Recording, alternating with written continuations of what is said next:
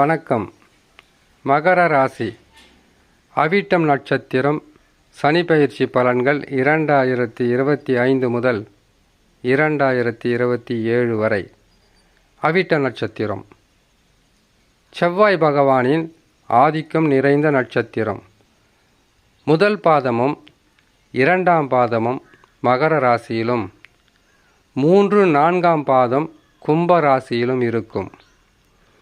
முதல் பாதம் இரண்டாம் பாதத்தில் பிறந்தவர்களுக்குண்டான சனி பயிற்சி பலன்கள் வருகின்ற 29ஆம் தேதி மார்ச் மாதம் 2025 சனி பகவான் பெயர்ச்சி பெறுவார். சனி பகவான் பெயர்ச்சி ஆனதும் 7.5 சனியிலிருந்து முற்றிலும் விலகி வாழ்க்கையில் ஏற்பட்ட பல அனுபவங்களை உங்களுடைய வாழ்க்கையில் நினைவாக எடுத்துக்கொண்டு வாழ்வதற்குண்டான வழி ஆரம்பமாக போகின்ற காலம். 7.5 சனி என்னாவே இப்படித்தான். ஆனால் இதில் பாதிக்கப்பட்டவர்கள் அதிகமாக திருமணமாகி குடும்பத்துடன் இருப்பவர்கள், நல்ல வேலைகளில் இருப்பவர்கள், வியாபாரிகள் அல்லது சொந்தமாக தொழில் நடத்துபவர்கள் தான் அதிகப்படியான கஷ்டப்பட்டு இருப்பாங்க. குடும்பம் என்பது ஒரு நிலையில் இல்லாமல் பல வகையிலும் கஷ்டத்தை அனுபவித்திருக்கும். எதற்காகன்னு கேட்டிங்கனாக்கா, சிறு பிள்ளைகளுக்கு 7.5 சனி வந்தால் அவர்கள் முரட்டு சுபாவமாக இருப்பார்கள். அடுத்தது நோய்கள் வரலாம், சில காயங்கள் ஏற்படலாம். திருமண வயதில் இருப்பவர்களுக்கு சண்டை, பிரச்சனை, அவச்சொல், இடிவுச்சொல் இப்படி பாதகமாக போயிருக்கும்.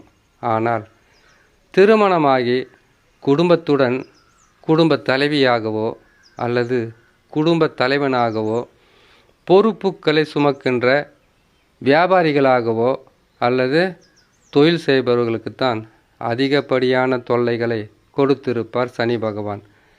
சனி பகவான் விலகுவது மிகப்பெரிய ஒரு வாழ்க்கையில் உங்களுக்கு கஷ்ட நஷ்டங்களிலிருந்து மீண்டு வருவதற்குண்டான வழியாக இருக்கும். சனி பகவான் எப்பொழுதுமே கெட்டவர் கிடையாது. கெட்டவர்களை இவர்களுடைய குணமும் இவர்களுடைய செயல்களும் இப்படித்தான் இருக்கும், இதை பார்த்து இத்தனை காலமாக நம்பியது உன்னுடைய தவறு என்பதை சுட்டி காட்டுவார். அவர்களால் உங்களுக்கு பாதகங்கள் ஏற்படும். அந்த பாதகத்தால் நீங்கள் மனமுடைந்து இவர்களும் இப்படி இருக்கிறார்களே என்பதை நினைத்து பார்த்து கண்ணீர் வடித்த காலங்கள் அதிகமாக இருந்திருக்கும். அவிட்ட நட்சத்திரம் என்பது செவ்வாயின் நட்சத்திரம் சொல்லியிருக்கும். இந்த பாதகங்களுக்கு 7.5 சனி மட்டும் காரணமாக இல்லாமல் தசாவும் ஒரு காரணமாக இருக்கும். அவிட்டம் நட்சத்திரம் என்பது செவ்வாயின் நட்சத்திரம் சொல்லியிருக்கும். உங்களுக்கு முதல் தசா செவ்வாய் தசா, அடுத்ததாக வரக்கூடியது ராகு தசா. ராகு தசா முடிந்தவுடன் குரு தசா, குரு தசா முடிந்தவுடன் சனி தசா, புதன் தசா, கேது தசா என்று தசாக்கள் மாறி மாறி நடந்து கொண்டே இருக்கும்.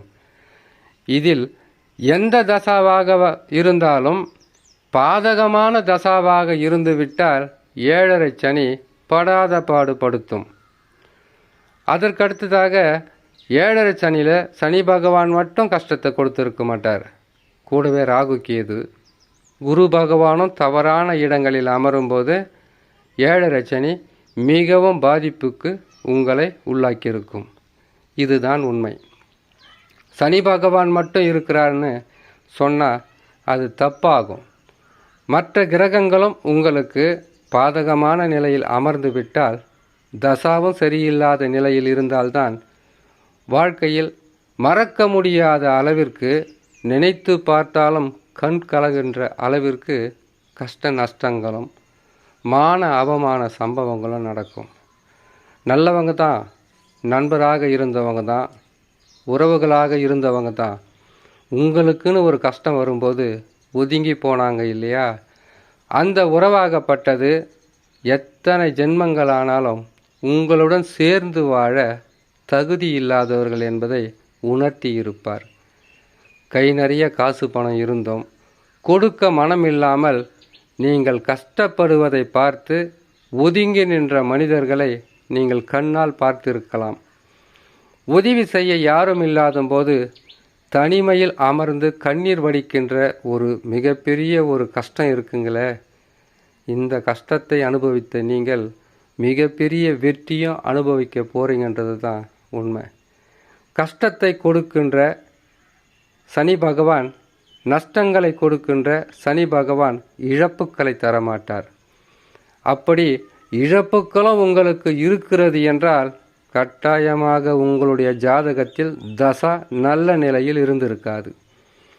அப்படி நல்ல நிலையில் இல்லாமல் இருந்தால்தான் காவல்துறையில் கால் பதிப்பது, அளவுக்கு அதிகமான நஷ்டங்களை சந்திப்பது, ஏமாற்றங்களை சந்திப்பது, உறவு சிக்கல்களை சந்திப்பது, நம்பிக்கை துரோகிகளை கண்ணால் பார்ப்பது, எந்த உறவாக இருந்தாலும் உங்கள் வாழ்க்கையில் எந்த விதமான உதவியும் இல்லாமல், உங்களை காப்பாற்ற மனமும் இல்லாமல், உங்களை கஷ்டப்படுத்துவதே அவர்களுடைய குறிக்கோளாகவே இருந்திருக்கும். ஒரு கடுமையான பிடியில் சிக்கி தவித்து கொண்டு இருந்திருக்கலாம். இந்த நிலை முற்றிலும் மாறும்.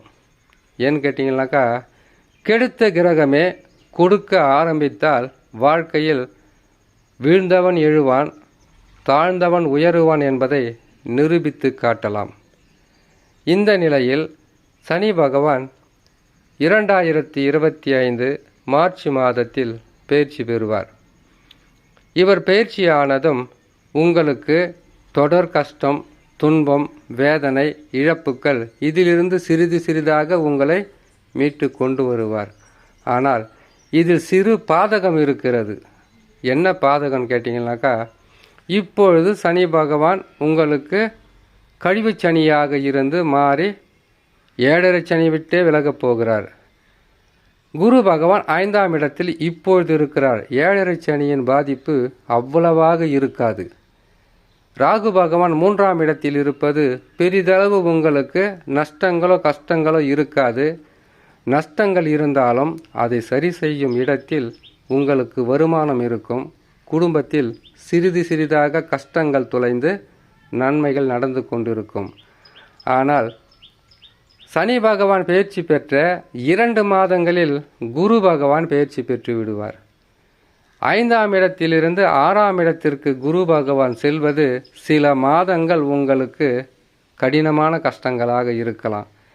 7.5 சனி போயும் நிம்மதி இல்லையா அப்படின்ற கேள்வி வரக்கூடாது. கிரகங்கள் மாறும்போது தடுத்து நிறுத்தக்கூடிய சக்தி நமக்கு கிடையாது. அவர்களால் படைக்கப்பட்டவங்க தான் நாம் கூட. 6ஆம் இடத்தில் குரு மாறினால் நோய், கடன், பகை, எதிர்ப்புகளை எதிர்கொள்ள வேண்டிய ஒரு மிகப்பெரிய ஒரு கட்டாயத்தில் இந்த அவிட்ட நட்சத்திரம் சிக்கும். ஆனால் சனி பகவான் 3ஆம் இடத்திலிருந்து உங்களுக்கு பாதுகாப்பு கவசமாகவே உங்களை காப்பாற்றி கொண்டு வருவார். குரு பகவான் ஓராண்டு காலம் உங்களுக்கு துன்பங்களை கொடுக்க மாட்டார். ஆரம்பத்தில் சற்று கடுமை காட்டினாலும் அதற்கு பிறகு 4 அல்லது 5 மாதங்களில் அவர் கோபங்கள் குறையும். அதற்கு பிறகு உங்களுடைய இயல்பான வாழ்க்கையில் நடக்கக்கூடிய நற்பலன்களை அதிகரித்து கொண்டே செல்வார். குரு பகவான் பயிற்சியாகி 1 மாதத்தில் ராகு கேது பயிற்சியும் இருக்கும். இப்போ தான் மிகவும் கவனமாக இருக்கணும். ஏன்னு கேட்டிங்கனாக்கா, சனி பகவான் பல வகையிலும் கஷ்டங்களை கொடுப்பார். சென்ற பிறகு நற்பலன்களை செய்வார். குரு பகவான் இருக்கும் இடத்தில் கெடுதல்களை செய்தாலும் பார்க்கும் பார்வையாகப்பட்டது உங்களுக்கு பல வகையிலும் நற்பலன்களை செய்து விடுவார். ஆனால் ராகு கேதுக்கள் அப்படி கிடையாது. இது சர்ப கிரகம், சாயா கிரகம், மாயை இந்த உலகத்தை ஆண்டு கொண்டு இருப்பது போல உங்களை இனம் புரியாத உறவுகளுடன் சேர்ப்பது, இதனால் வரையில் இல்லாத சில நோய்கள் உடலுக்குள் வருவது, குடும்பத்தில் குழப்பங்களை உருவாக்குவது, பொருள் நஷ்டம், பொருள் இழப்புக்களை தருகின்ற ஸ்தானத்திற்கு ராகு கேது வருவது ஒரு பாதகம். அந்த பாதகமாகப்பட்டது பெரிதளவு ஆரம்பத்தில் இருக்காது. ஆரம்பத்தில் இருந்தால் சில மாதங்கள் கழித்து எந்த கிரகமாக இருந்தாலும் சரி, சனி பகவான் இருந்தால் கூட சரி, ஆரம்பத்தில் பயிற்சி பெற்றவுடன் அதிகப்படியான தொல்லைகளை கொடுத்து அதற்கு பிறகு உங்களுடைய சொந்த ஜாதகத்தில் நடக்கின்ற தசாவையும் சேர்த்து அதுவும் பாதகமாக இருந்தால் அளவுக்கு அதிகமான துன்பங்கள் என்பது வந்துவிடும்.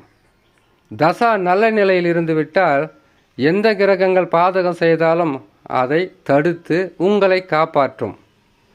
இதுதான் தசாக்குள்ள இருக்கக்கூடிய ரகசியம்.